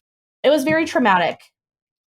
So hearing her say all of the things of like, what could possibly happen, I knew she was going to do it. And I knew that it was going to affect me. So again, I knew that I needed to take that space. So her and I are not texting as much. I am starting to mentally prepare myself because we're getting close to November that something is going to go down. And then that's when it happens. I get a call on my way out of work one day, and she is sobbing hysterically. And I am laying it on thick. Oh my God, what's wrong? Even though I'm knowing, here we go. She is bawling. Oh my God, Brenda's in the hospital. They think that she's going to lose the babies. She's killing them off. She's killing them off, the babies. Exactly what I freaking knew was going to happen. No, I'm sad. Like, that is so rude. Like, trigger warning, killing off fake babies. Yes. Yeah. And what a hateful thing. Yeah. So awful. It reminds me of like, we've had so many dogfish who lie about military service, and then to like say it to people who actually have trauma from that, or haven't gone through that. It's just so sick. It's gross. It's disgusting. It takes a special kind of person to do something like that. You know what I mean? Like, you are mentally unwell if you are able, because her and I had talked extensively on this, by the way. She knew the story of my daughter's passing and like how we were in the hospital and all of the things. And so she calls me crying. Oh my God, Brenda's in the hospital. They think the babies are going to pass away. They said that her placenta is pulling away from her uterus. My sister is an OB nurse. She has delivered multiple babies by herself.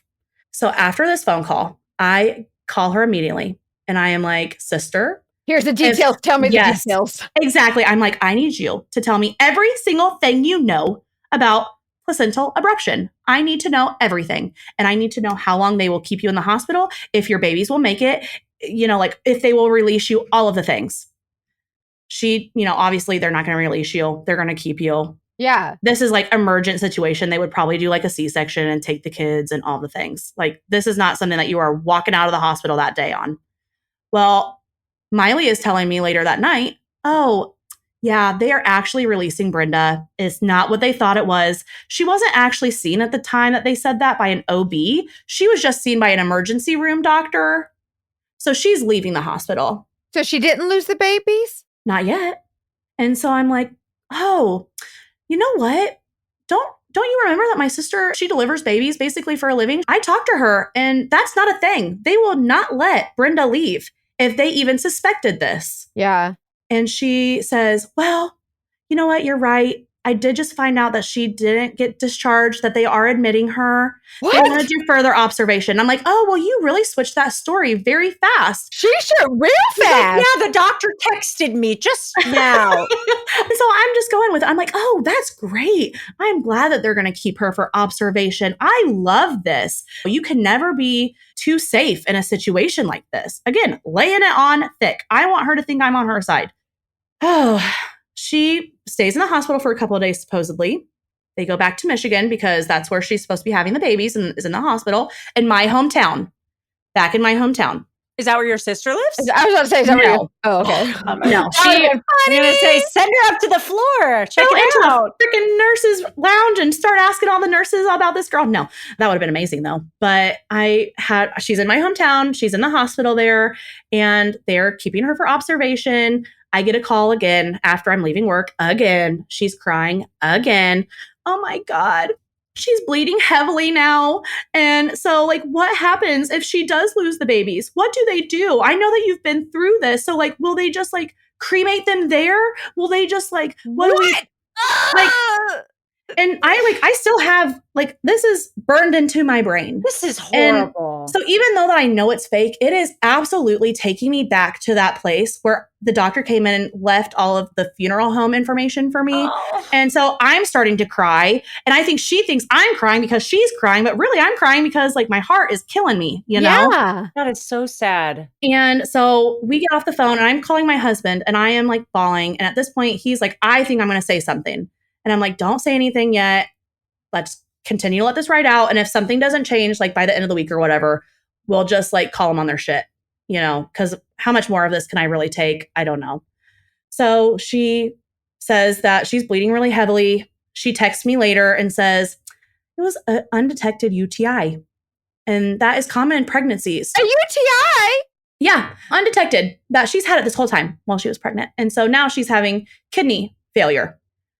Okay. What? And so we need to get like, the medical detectives in here. Mm-hmm. That's our sister pod, and they look at medical versions of Join this. us.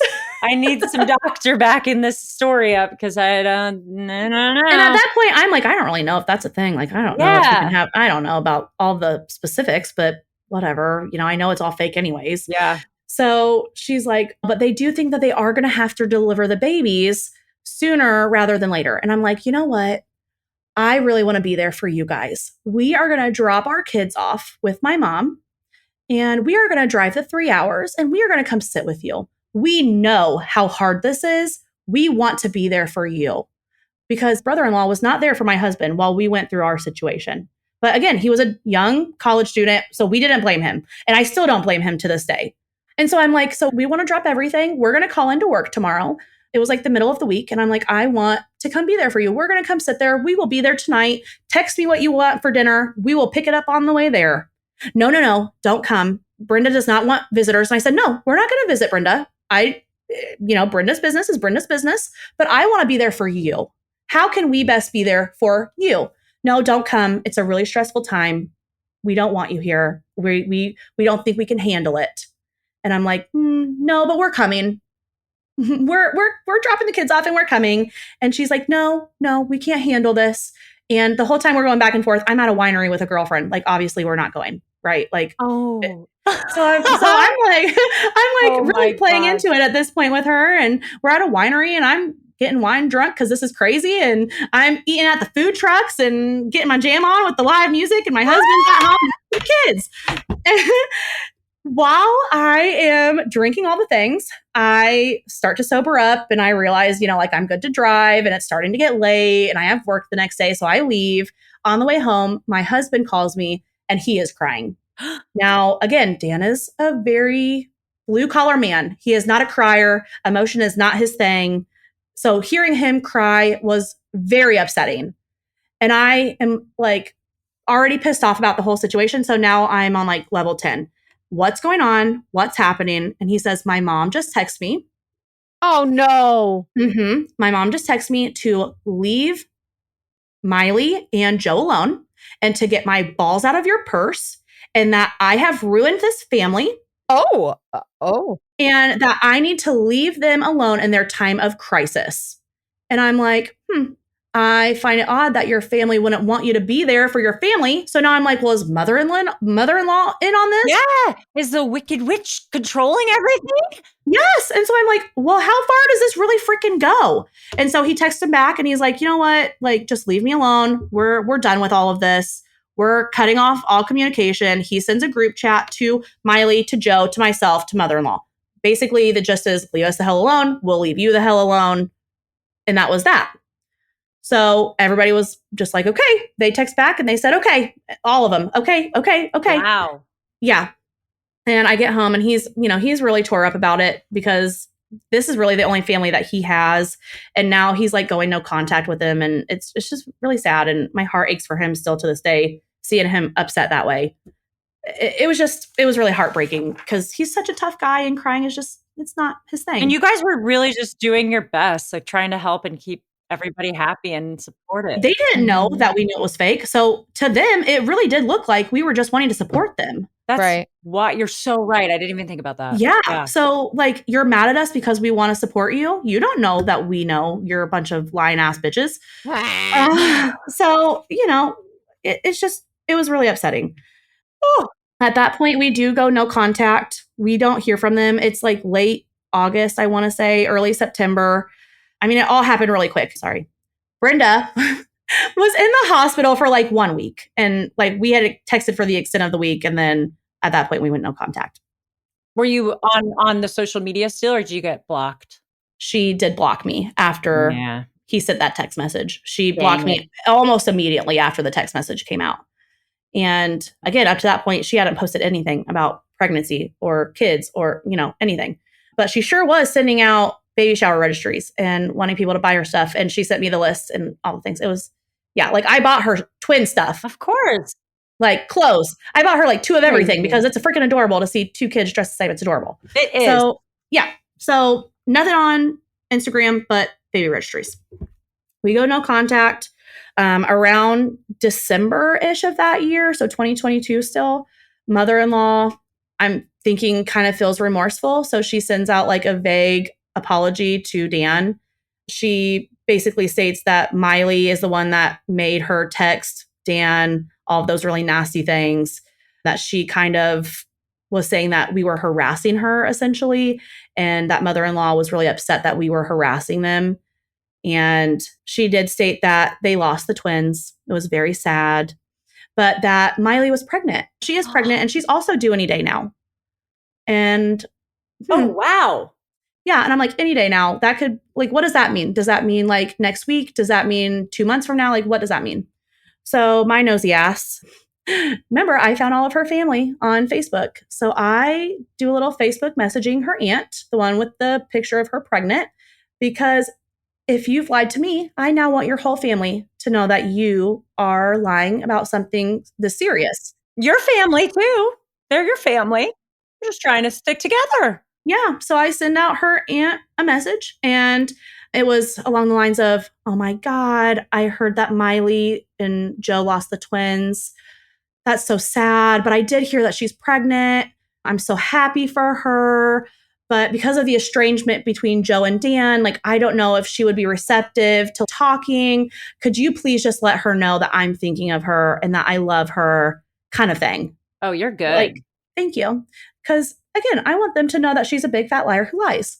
So she doesn't message me back, but her mom messages me and says, do you know Miley? And then immediately blocks me. What? Wait, whose mom? Whose mom? Miley's mom? Miley's mom. Yeah. Miley's mom immediately blocks me after she sends that message.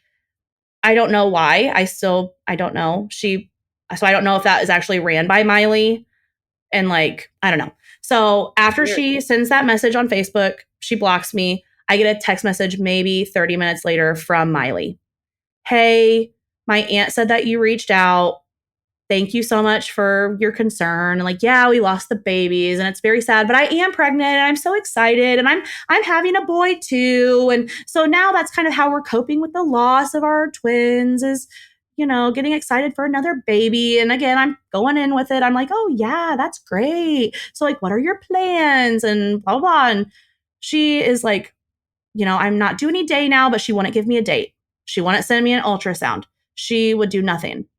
And I was really just trying to get all of that out of her. So finally, when I got out as much as I felt like I was going to get from her information-wise, I just called her on her shit. So I'm just going to read you my text message to her. Yes. She got the receipts. I have a whole photo album on my phone called Our Last Name Family Drama with all of this saved in there. So my text message, listen, I do not appreciate how things went down. Dan and I welcomed you and Joe into our home. We had you around our children. We never asked you to help us pay bills, and we were nothing but kind to you. However, someone reached out to mother-in-law and had her text Dan to leave Joe alone in a really disgusting way. I understand needing space while everything, in quotations, was happening, but you couldn't just tell me, ? All we wanted to do was be there for you in your, quotation marks, time of need, because that's what family does. We've actually been through this, so we know the importance of family and understand what it feels like to lose a child. Miley, I know that there was no Brenda. I called all of the hospitals in my hometown and they confirmed it because I did. I called all 3 hospitals in my hometown and asked if there was a Brenda last name there, and they said no. I know the twins weren't real. I've known for a really long time. I'm not sure what your end game here was. I think it's best if we continue to not speak because this is just too much drama. Never in my life have I experienced this level of drama, and frankly, it's exhausting. Good luck with everything. Please relay this information to Joe as well. Wow. So this is her response, and it is so aggravating to me. All right, I understand how you feel. I won't argue or anything. I completely understand and respect your decision. Happy holidays, and please do not reach out to my family anymore saying that you care. I respect that you guys don't want anything to do with Joe and I, but please return that respect and don't reach out to my family anymore. And that was it. That's the end of that text message. Oh. So she didn't How deny frustrating. anything. No. But she didn't confirm anything. Exactly. While her and I are talking, and these text messages are going back and forth, Joe is texting Dan. He tells Dan, I know that Miley and Candace are talking again. I am so embarrassed, and I hate to ask this, but I was in a car accident last night. I was back in Ohio for a job interview and then went out with friends to the bar afterwards and wrecked my car at the bar again. And I wrecked my car, and I wouldn't ask if it was an emergency, but can I stay with you? And Dan says, hell no, take your $7 million and go get you an apartment complex. So did he get kicked out? Wait, I'm confused. Mm-hmm. Why does he need to stay with him? Because his car is wrecked and he is 3 hours away from. Okay. Mm-hmm. Okay. Okay. Got it. Yeah. Because last we knew, Joe and Miley were still in Michigan, where she was supposed to be having these babies, and that they never came back down to Ohio.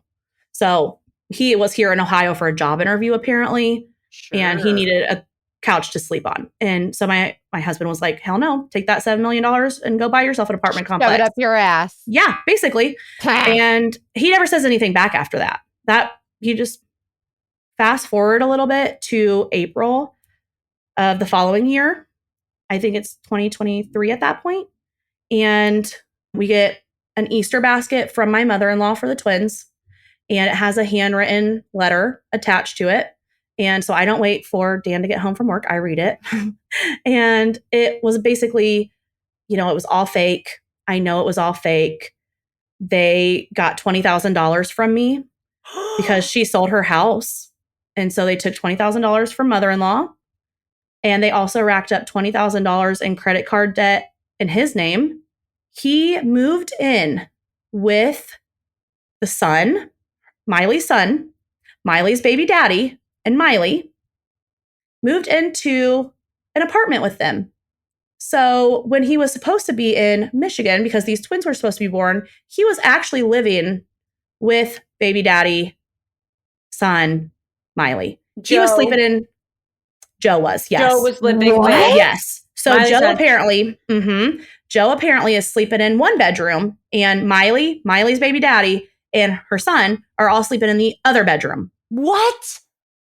What the hell is that about? Wait, and you're reading this in an Easter letter? Yes, it's bizarre.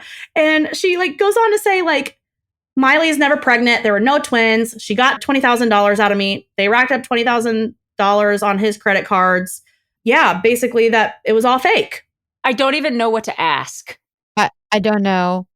I don't know what to tell you. It's crazy. So there's no babies. There's no babies.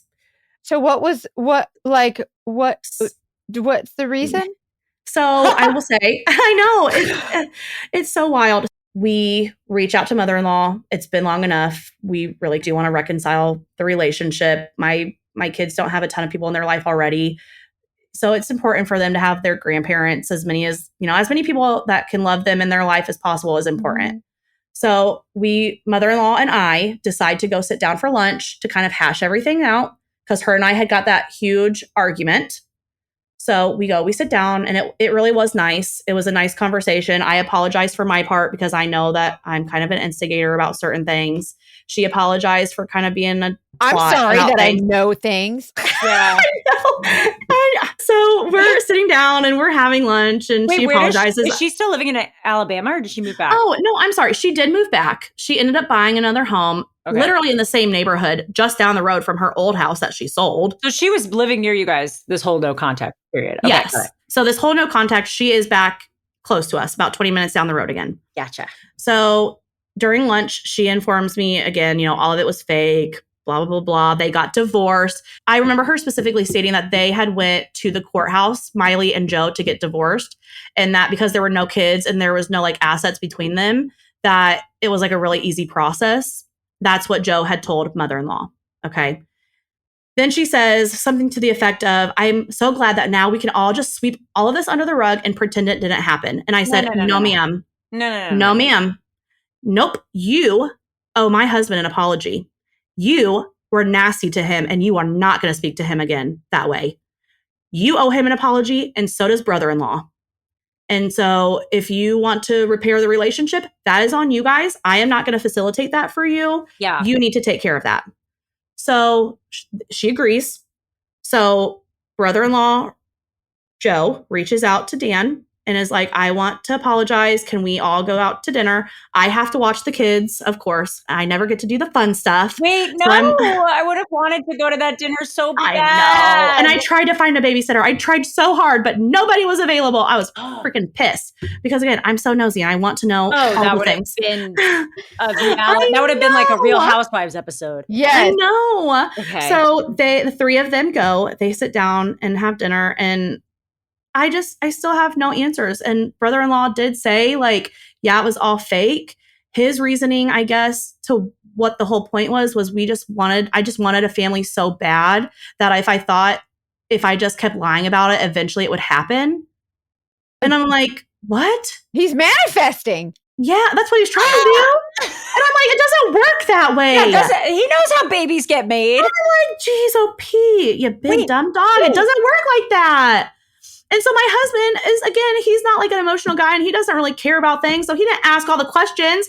And I was like, I should have sent you with a freaking list because I want to know, did they come up with this together? Were they laying in bed at night going over their lies to everyone so they could keep their story straight? What happened? So did he even ever sleep with a Brenda? He did, or they just that was Miley's friend. They did not sleep together. I don't know if Brenda was aware that they were using her in this context. I do think that her and Miley were actually friends, but I don't know if she knew hey, I'm pregnant with twins and then not twins and then twins again. I don't know if she knew all of that. And like I said, I can't find her anywhere to reach out and ask her. So that's just kind of a dead end. That's wild. Okay. So they showed up to that dinner and they were like, we're going to lie and say that you had sex with my friend or a girl at a bar. Yeah. And they planned it all out. It's weird. And she's having babies. It's weird.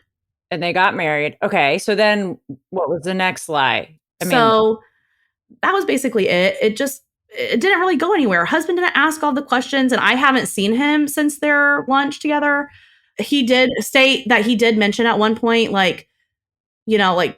what was the point of all of this? And he couldn't really give an answer. And then he was like, well, it was all a lie. And mother-in-law kind of clutched her pearls at one point and was like, you said that you got divorced. And I guess brother-in-law turned and looked and was like, we were never married. I lied to you. So still he's lying after years. He's lying. Oh my gosh. So grandparents also were never rich. So all of this money, how did they get $20,000 from what was that mother-in-law's what they were living on, I think. So this $7 million was just A number. A number. A fake, big, fat, fake number. So they were living off mother-in-law's $20,000. Mother-in-law was like, I'm going to take Miley to court. And I was like, well, if you do that, you also have to like implicate your son. So that's probably not going to happen. And then he also racked up $20,000 in debt on his credit cards. And I found her baby daddy on Facebook, actually just last week, maybe the week before. Ooh. And he made a post on Facebook like, happy 10-year anniversary, Miley. I love you so much. Yeah. Yeah. So what does Joe have to say about that? I don't know. I haven't talked to him. But he knew because he lived with them. So So I am still very unclear. Like, what was the point of all of this? Why would you use all of our trauma against us? Like, why would you put us through that? You like obviously knew that all of this was fake. The only answer that I can come up with is that mother-in-law very much babied Joe because he is so much younger than Dan. And so Joe is used to having all of the attention. Everything is on Joe, all of the attention, always. For the past 13 years, that's how it's been. And so when we got pregnant with twins, the attention shifted to the twins and it was no longer on him. So personally, I feel like maybe he was just jealous. But still, it doesn't really explain it. I don't feel like, from what you've told me, he seems like the mastermind type. Like she does seem like she would have come up with this sort of thing. And she was kind of driving it since she was the one telling you everything. Yeah. So I want to know more about how they, like, I guess, I don't know. I want her to come on. I'm like, how'd you do this? I know. And why? I found all of the information that I can find, but I just don't know if I don't think we're ever going to get the answer of like, why did you do this to us? Like, that's just not something that you find out on the internet. You know what I mean? It's just without me reaching out to her and being like, what the hell is your problem? Did she suddenly start being public on the internet with her other son? Now does. Yes, she now has Facebook and she does post pictures of her and her son and her baby daddy. There's just a lot of like, I don't know why. Mackenzie, you've been quiet over there. What's going through the brain? Earlier you said, I'm curious to know what your thoughts are, what your theory is so far. And I said, they are all lying. There's no damn babies. That's what I wrote down. You were spot on. There you go. But why? Why? The why is it keeps me up at night, honestly. Like, why? Why would you do that? What kind of nasty person would do something? Like, what was the point? So here's my take on it. And tell me if I'm wrong, maybe, sure. But when there's a baby involved, right? Like when you have a baby, everything is, oh, the baby. There's so much attention. Oh, she's having a baby. Oh my gosh, like your baby bump. Oh my God, the baby. Oh my God, the baby. Everything's about the baby. It's about a need for attention. When someone's talking about a baby, everybody goes, oh, a baby. It's just a baby. Everybody wants to know about the baby. And so anytime you bring up a baby, now you're the center of attention. Everything is like, you just have all this attention on you. Also, you having twins, like she picked twins so that you could relate, maybe, one up you. I really do feel like she just kind of like copied and pasted my story and just like tweaked some of the details. You know what I mean? Oh my goodness. People are. Because like my grandpa dies, her grandpa dies. I have twins. They're having twins. I was in the hospital for forever. They're in the hospital for forever. You know, I lost my first baby. They're going to lose their babies. But this time it's not just one baby, it's two. So yeah, I don't know. That's the end of the story. There's nothing. I don't know. They are all lying. There's no damn baby. Yeah. Yep. Yeah. Joe. Poor Joe. Listen, honey. Joseph. I think Joe's kind of like a like he's like big dumb dog. Like they just told me what to do, and they know that he's like, I think they know that Joe's not stupid enough to go along with it, because you're never stupid if you're like a victim of that. But they know, I have a feeling that easily manipulated. He was easily manipulated, and they took advantage of that. Yes, but like, did baby daddy and Miley set this con up? I just, you know what I mean? Yeah. Why wouldn't you target someone richer? And how could you leave your son for so long? That part. Maybe they were separated. Like maybe. Well, yeah, maybe. But also, how do we know she left her son for so long? Like maybe she was kind of going back and forth And well, yeah, so but I it's mean, just it's like, 3 hours between the two places. So where we were staying, she lived with us for that's like true. for a week for the beginning, and then after that it was like at least 3 to 4 weeks after that. So like at least 5 weeks away from her kid, and then the No time in Florida way. too. Maybe the kid went to sleepaway camp or something. I don't know. I'm like, I don't know. at this point, anything is possible. But it does sound like maybe they were in an open marriage, so that part wasn't totally wrong for her. It was just Yeah. another marriage. But now it sounds Yeah. like it's her saying we need to have an open relationship, and Joe's like, all right, I guess so. Big dumb brother dog. husbands. She's like, surprise! I actually have one already. Mother-in-law tried to say that like he just showed up, or like Joe just showed up at Miley's house one day and opened the door and like, boom, there's the 6-year-old son. Like he had no idea. And I was like, I think that he probably knew all along that she had a kid. And like at one point, I remember when she was taking care of the twins, thinking like, man, she is like a natural at this. Well, hell yeah, she is, because she's already done it. So they're just no damn babies, and then Joe is a silly, and then oh bless. And Miley's just back to her marriage and her son sending Christmas cards, and it was just like a fun little adventure she went on. What is Joe doing now? So he lives in another state. He's doing the big boy stuff with a new job. What he went to college for, that's what he's doing. We were supposed to spend some time together at Christmas time, but my family like all had a stomach bug. So thank the Lord we didn't have to see him, because I'm still not in a great place with that, even though it's been so many years. How could you trust anything involved in that again? Yeah. And I'm just like, who did I leave my kids around kind of thing? And so I don't know. He's just doing his thing and we don't hear from him. And again, but that's not unusual. We don't ever really hear from him. So he's going to have a hard time explaining his relationship history on second dates. I know. They were using him for something. There's something going on with the baby daddy, or even with Miley. There's something going on with them that they needed a fall guy for something. Yes. And like if something went wrong. He's their fall guy for something. I don't know what, but he's their fall guy. And that makes a lot of sense. They needed him on the hook long enough. And so to keep him on the hook, you make up babies. Yeah. And then you draw the more the drama, the longer it drags out. And so they needed him on the hook long enough for something. So he's their fall guy for something. I'm interested in like what story did they tell him? Yeah. Maybe no. I don't know. He knew Brenda wasn't pregnant. He said he knew everything and he knew it was all a lie. He was in on it too. Maybe they promised him $7 million or something. I don't know. I don't know. I am like, I don't think we'll ever know. And that's the part that keeps me awake. And that's probably what they did. They probably said, hey, I got some money for you if you want to do this. He's like, all right, man. And like, probably, you know what I mean? Like, he's like, that's a cool way to get some money. Wow. Yeah. That's wow. Yep.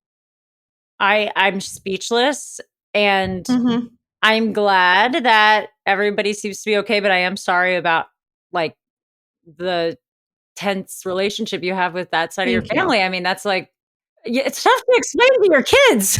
How do we talk to Uncle Joe? It's like, where to begin? Because he's a psychopath. But I will say maybe the one good thing that came out of this is mother-in-law and I are probably better than we've ever been.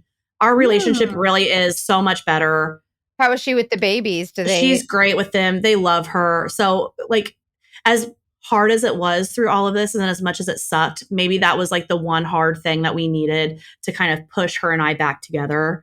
And kind of a wake-up call for her that you were really, you and Dan were the grounding part of this whole family through this. Yes.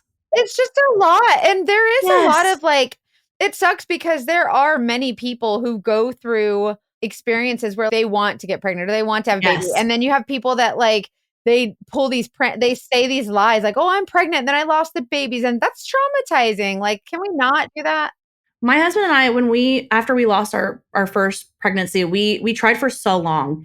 And so you're right. I mean, it was traumatizing to hear all of this. And, you know, from somebody who really wanted more children and just struggled to do that for so long. Yeah. It just kind of brought back all of those feelings. And it was just nasty. It's nasty. And you don't do that to people. I can't even imagine how that must have made you feel too. Like, I mean, you sound like okay about it, but still it must have been like, well, you suck. Like, what happens with people that actually go? But it's, I mean, I get it, but it's just, it's awful. In the moment, it was so heartbreaking, even though I knew it was all fake. it just like reopened a lot of wounds. It opens the wounds, and on top of it, the viciousness of what she's choosing to do. Yes. Yes. It's really double whammy there. She is just mentally unwell. That's all she's just mentally unwell. And I pray that she gets the help that she needs, because I want to say a lot of really mean things, but I won't. Yeah, just mess with the HBO. Yeah. I need updates if you ever find out more. Yeah. Thank you for sharing this. This is I just can't. I can't with the fake pregnancies. Like, that just makes me sad. Yeah. And then the brother, and then I have so many, but no, I thank you so much for sharing. I wonder how many people have gone through like something like this too. It's always more than you anticipate. Yeah. I mean, seriously, I'm so glad for the opportunity to tell this story, because when you think of like, you know, dog fishing, you think of it like mainly being men, and you think of it like in a romantic relationship. You don't really think about it in like other capacities. And you don't think dogfish in law. Yeah, exactly. You got a dogfish in law. You don't think that people you're supposed to trust that are like, you know, you are stuck with them because they're family. Like, you don't think that they would do something like this. Candace out here all willy-nilly messing up the con. I know. Damn it, why does she keep researching? Yeah. It was the wrong target. I know. They chose the nosiest bitch to try to pull one over on, and I was not letting it happen. On to us. What are we going to do? But seriously, thank you so much. I really appreciate this opportunity. Thank you. It's so nice to meet you. I want updates for sure. If I have anything, I'll tell you.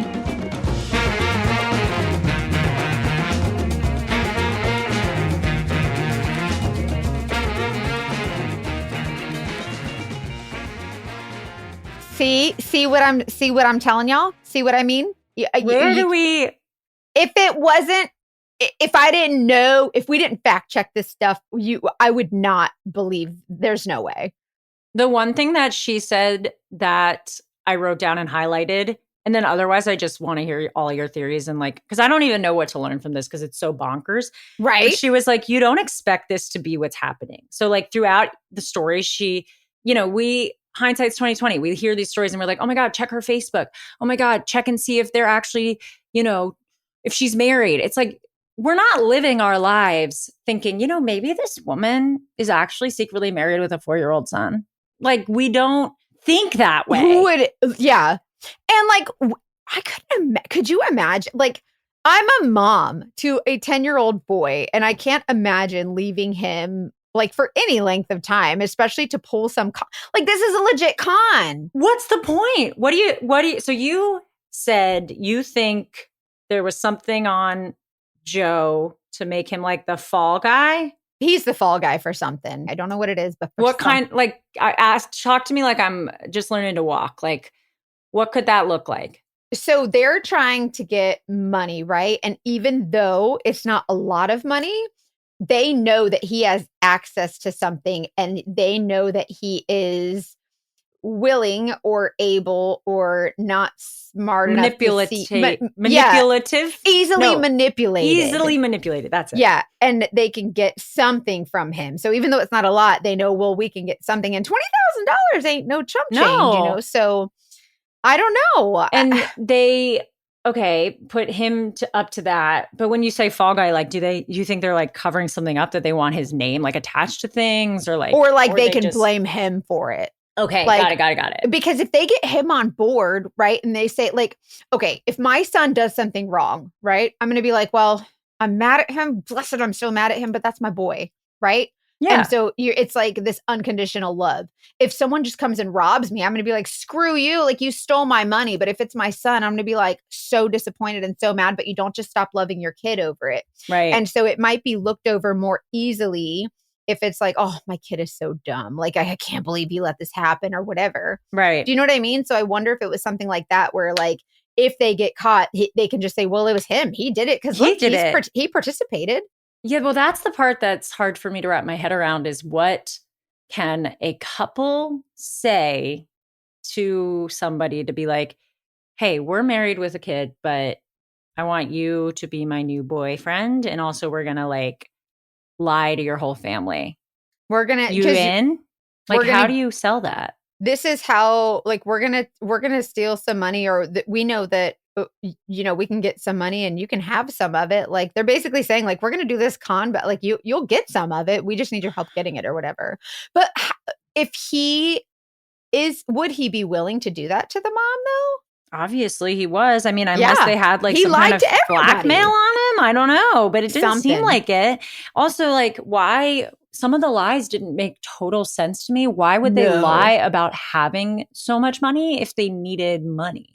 That's because then if they say, hey, we have a lot of money, then it's like, oh, well, then they can't be. They would never be accused. Yeah, they would never be accused of stealing money because they have enough. So, but they don't have it yet. So I need a little bit to cover it now, like that kind of thing. But so long term, like so advanced. Because they needed time to get someone to trust you, you need that time. So a pregnancy is 9 months, right? So pregnancy is long enough time where you can stall, right? So Brenda's pregnant, but then she's not. And then Miley's pregnant, and then she's not. And so that just draws it out. It draws it out longer. So they're creating time for something. So they want this long period of time. And that's enough time to get somebody to trust you and to build a relationship with. And they can explain living apart by saying, oh, we want to have an open relationship because we're going to live apart. So they can explain it away. And so they're saying, hey, you pretend to be my boyfriend. We'll pull this con. We just need you to pretend to be my boyfriend or whatever. And then just follow along with what we say the con is. And so it sounds like he was willing to do it. Yeah. It's crazy. Also, obviously, Miley using the trauma that Candace had been through with her own pregnancy to elicit sympathy or just make it believable. I don't know. It's like diabolical. And do you think that she made that choice based on what she learned about Candace? Like, she knew that she was going to end up quote unquote, losing the baby because there was no baby. But do you think she kind of played into knowing what Candace might find extra sympathetic? Because people do that, which is just so sad. Maybe. I think that Candace she was relentless. Candace was like, you're not getting away. Like, and they knew it. And I think they knew that their chances of this con were like, they were going to get busted because Candace was on to them the whole time. Yeah. I think they knew it. I also think that Miley became close with Candace because you keep your enemies closer. And the closer she was to her, the more friends she was with her, she could keep a better eye on her. She could watch her steps a little bit better. Which is kind of funny because Candace did the same thing. When she was onto her, she was like, I'm going to keep her close. Yep. That's exactly what they did. It's really interesting. Candace is great. I loved her. She was so one of us. Like, oh, I'm not letting this rest. I'll be at the hospital. Oh, send flowers. What's the address? I was like, yes, girl. There's like, I'm pregnant, then there's twins, then there's not, then I'm pregnant, then there's twins, and there's not, then there's this, and there's that. It was wild. Wild. I loved her. And I want to hear all y'all's family dogfish drama. Like, what else do we have out there? What did your brother-in-law do? Right? I'm like, Actually, my mom's brother-in-law is technically a PI, but he does cases where he like finds money. Oh, okay. He's one of those where it's like if you have an account that you forget about, like escheatment accounts or like So, but I didn't realize he was like a private investigator in a different form. I've just always known that he like finds his hidden accounts. There are some private investigators that they are financial, like they will find missing money from different like assets and things like that. It's pretty cool. Kind of cool. Shout out Uncle Scott. Really neat. Anyway. Thank you to Candace, though, for sharing this story because you just don't realize, like, these are real things that people really do this stuff. I'm blown away. And to have kids involved. Oh, yeah, that too, where she was just like hanging out with the kids and leaving her own son. Miley. I would love to ask her some questions. How do you come up with that and you risk losing your baby? Like, because if you get caught, like you're going to jail and then you lose your baby, I can't. But did she do anything technically illegal? Yeah. We said the money, if she's asking for money that's not being used for what she's asking for, then that's illegal. That's a crime. And I can't remember what it's called, but yeah, if someone borrows money from you and they say, I'm going to use this to buy a car, but they don't use it to buy a car and they're lying about and they use it for something different, that's a crime. That's theft. Wow. And so that's a criminal offense. Dang, this girl's crazy. I want to hear everybody's thoughts. But she did not care. So she didn't care. Nope. And it worked out. What do you guys think? What would you do if your family member was like, hey, I want to make an announcement. Like, we're getting married on Wednesday, but also going to have an open relationship and live in, like, it is. And also he got like, someone pregnant. I mean, that part was so funny. Oh, yeah. And also I got a 19-year-old pregnant and in my car. And it was like all of these things together were like it was like, what? This is a shit show. If it was a book, we would have read it for book club because it was that juicy. Thank you, Candace. Total fiction. Tell us your thoughts and keep talking about everything. And we'll post on social. We want to hear your stories. Email us. You want to rattle off the email? Yes. Email address is investigate@thedatingdetectivespodcast.com. Very good, madam. And Patreon, we can talk about it all on Patreon. And we have a new Patreon episode soon and book club soon. So go join us.